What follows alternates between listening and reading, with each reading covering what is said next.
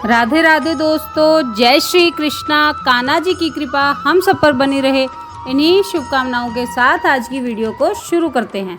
दोस्तों, आप सबका हमारे YouTube चैनल भक्ति में आस्था पर हार्दिक स्वागत है। आज की इस वीडियो में हम आपको श्री शिव महापुराण की कोटि रुद्र संहिता का 23वां और 24वां अध्याय पढ़कर सुनाएंगे। आप सबसे रिक्वेस्ट है कि वीडियो को पूरा और ध्यान से सुनिएगा। चलिए शुरू करते हैं। शिव, विष्णु, रुद्र और ब्रह्मा के स्वरूप का विवेचन।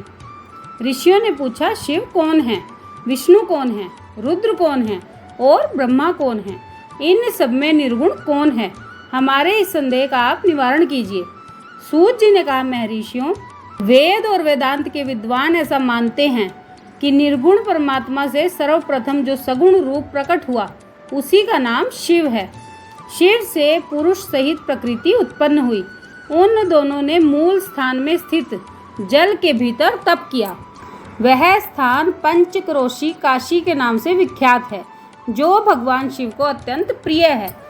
यह जल संपूर्ण विश्व में व्याप्त है। उस जल का आश्रय ले योग माया से युक्त श्री हरि वहाँ सोए।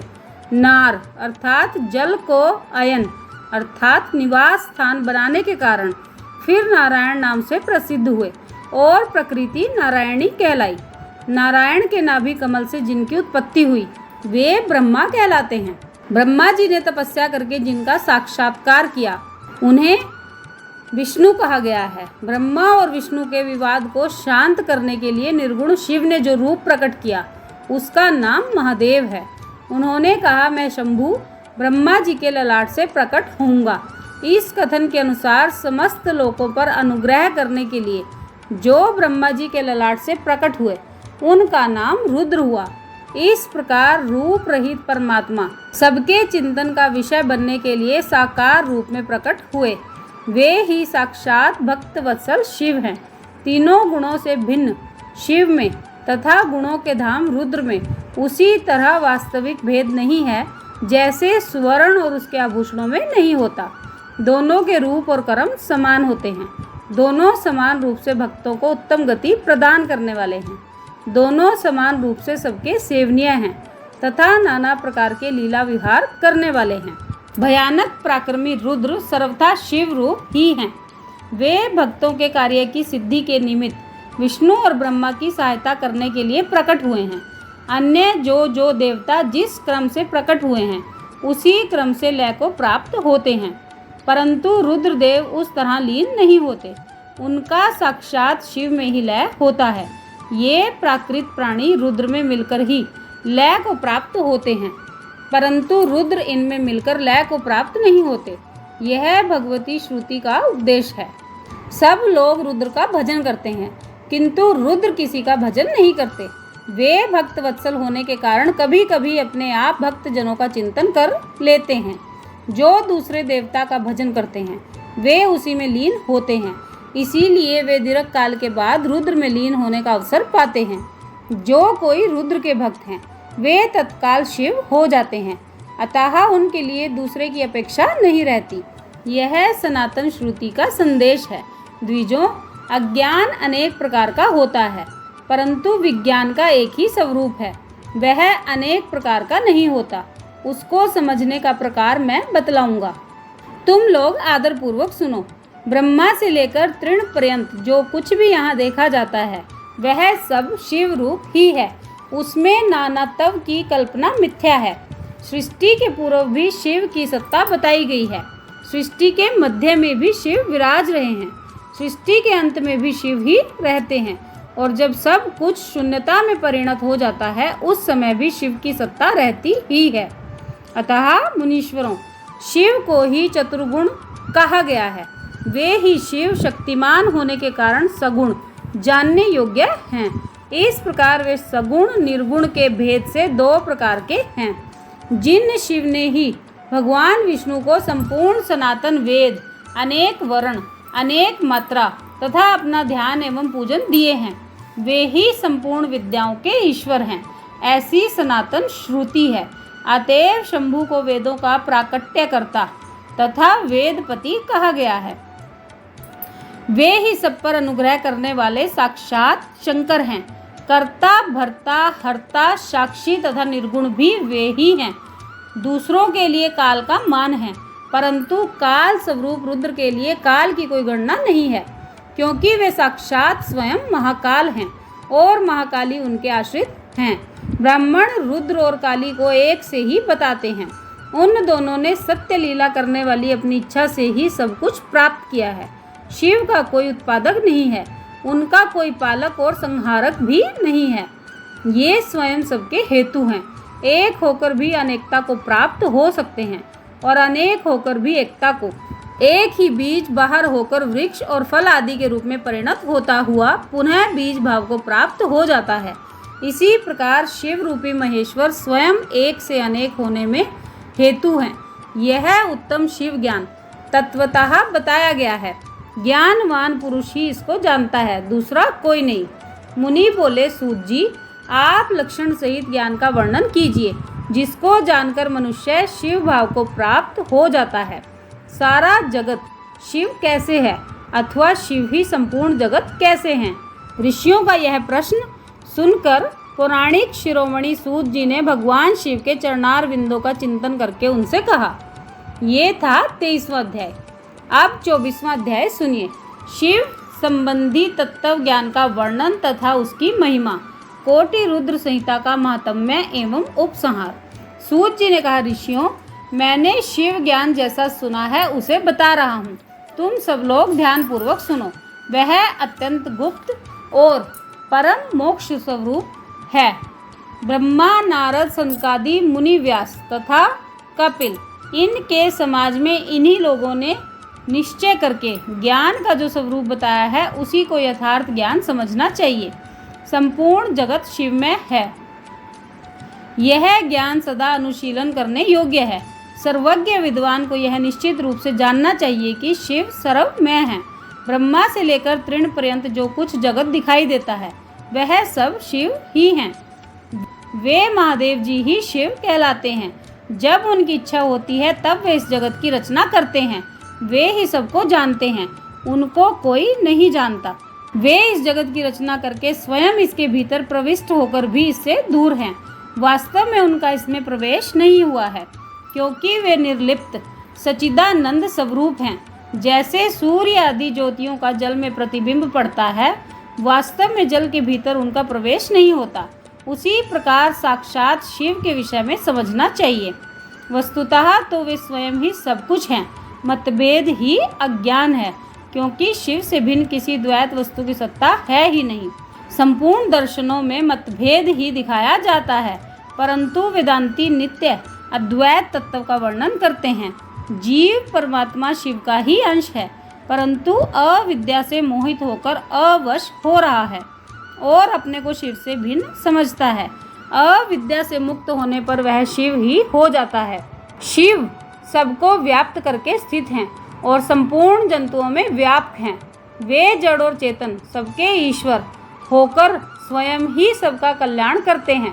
जो विद्वान पुरुष वेदांत मार्ग का आश्रय ले उनके साक्षात्कार के लिए साधना करता है, उसे वह साक्षात्कार रूप फल अवश्य प्राप्त होता है। व्यापक अग्नि तत्व प्रत्येक काष्ठ में स्थित है, परंतु जो उस काष्ठ का मंथन करता है वही असंदिग्ध रूप से अग्नि को प्रकट करके देखता है। उसी तरह जो बुद्धिमान यहाँ भक्ति आदि साधनों का अनुष्ठान करता है उसे अवश्य शिव का दर्शन प्राप्त होता है, इसमें संशय नहीं है। सर्वत्र केवल शिव ही हैं, शिव ही हैं, शिव ही हैं, दूसरी कोई वस्तु नहीं है। वे शिव ब्रह्म से ही सदा नाना रूपों में भासित होते हैं।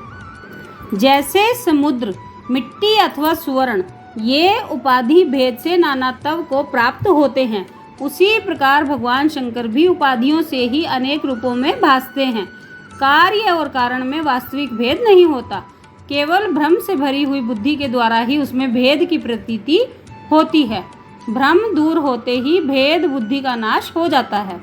जब बीज से अंकुर उत्पन्न होता है तब वह नानात्व को प्रकट करता है, फिर अंत में वह बीज रूप में ही स्थित होता है और अंकुर नष्ट हो जाता है। ज्ञानी बीज रूप में ही स्थित हैं और नाना प्रकार के विकार अंकुर रूप हैं। उन विकार स्वरूप अंकुरों की निवृत्ति हो जाने पर पुरुष फिर ज्ञानी रूप में ही स्थित होता है।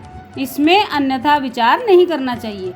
सब कुछ शिव है और शिव ही सब कुछ है। शिव तथा संपूर्ण जगत में कोई भेद नहीं है। फिर क्यों कोई अनेकता देखता है और क्यों एकता ढूंढता है? जैसे एक ही सूर्य नामक ज्योति जल आदि उपाधियों में विशेष रूप से नाना प्रकार की दिखाई देती है, उसी प्रकार शिव भी हैं। जैसे आकाश सर्वत्र व्याप्त होकर भी स्पर्श आदि बंधन में नहीं आता, उसी प्रकार व्यापक शिव भी कहीं नहीं बंधते। अहंकार से युक्त होने के कारण शिव का अंश जीव कहलाता है। उस अहंकार से मुक्त होने पर वह साक्षात शिव ही है। कर्मों के भोग में लिप्त होने के कारण जीव तुच्छ है और निर्लिप्त होने के कारण शिव महान है। जैसे एक ही सुवर्ण चांदी आदि से मिल जाने पर कम कीमत का हो जाता है, उसी प्रकार अहंकार युक्त जीव अपना महत्व खो बैठता है। जैसे क्षार आदि से शुद्ध किया हुआ उत्तम सुवर्ण आदि पूर्ववत बहुमूल्य हो जाता है, उसी प्रकार संस्कार विशेष से शुद्ध होकर जीव भी शुद्ध हो जाता है। पहले सद्गुरु को पाकर भक्ति भाव से युक्त हो, शिव बुद्धि से उनका पूजन और स्मरण आदि करे। गुरु में शिव बुद्धि करने से सारे पाप आदि मल शरीर से निकल जाते हैं। उस समय अज्ञान नष्ट हो जाता है और मनुष्य ज्ञानवान हो जाता है। उस अवस्था में अहंकार मुक्त निर्मल बुद्धि वाला जीव भगवान शंकर के प्रसाद से पुनः शिवरूप हो जाता है। जैसे दर्पण में अपना रूप दिखाई देता है, उसी तरह उसे सर्वत्र शंभु का साक्षात्कार होने लगता है। वही जीवन मुक्त कहलाता है। शरीर गिर जाने पर वह जीवन मुक्त ज्ञानी शिव में मिल जाता है। शरीर प्रारब्ध के अधीन है। जो उस देह के अभिमान से रहित है, उसे ज्ञानी माना गया है। जो शुभ वस्तु को पाकर हर्ष से खिल नहीं उठता, अशुभ को पाकर क्रोध या शोक नहीं करता तथा सुख दुख आदि सभी द्वंद्वों में समभाव रखता है, वह ज्ञानवान कहलाता है। आत्मचिंतन से तथा तत्वों के विवेक से ऐसा प्रयत्न करें कि शरीर से अपनी पृथकता का बोध हो जाए। मुक्ति की इच्छा रखने वाला पुरुष शरीर एवं उसके अभिमान को त्याग कर अहंकार शून्य एवं मुक्त हो सदा शिव में विलीन हो जाता है। अध्यात्म चिंतन एवं भगवान शिव की भक्ति ये ज्ञान के मूल कारण हैं। भक्ति से साधन विषयक प्रेम की उपलब्धि बताई गई है। प्रेम से श्रवण होता है, श्रवण से सत्संग प्राप्त होता है और सत्संग से ज्ञानी गुरु की उपलब्धि होती है। गुरु की कृपा से ज्ञान प्राप्त हो जाने पर मनुष्य निश्चय ही मुक्त हो जाता है। इसलिए जो समझदार है उसे सदा शंभु का ही भजन करना चाहिए। जो अनन्य भक्ति से युक्त होकर शंभु का भजन करता है, उसे अंत में अवश्य ही मोक्ष प्राप्त हो जाता है।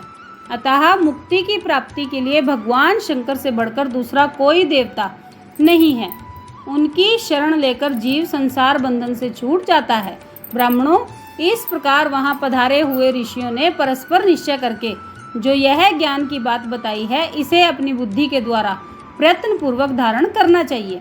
मुनीश्वरों, तुमने जो कुछ पूछा था वह सब मैंने तुम्हें बता दिया। इसे तुम्हें प्रयत्न पूर्वक गुप्त रखना चाहिए।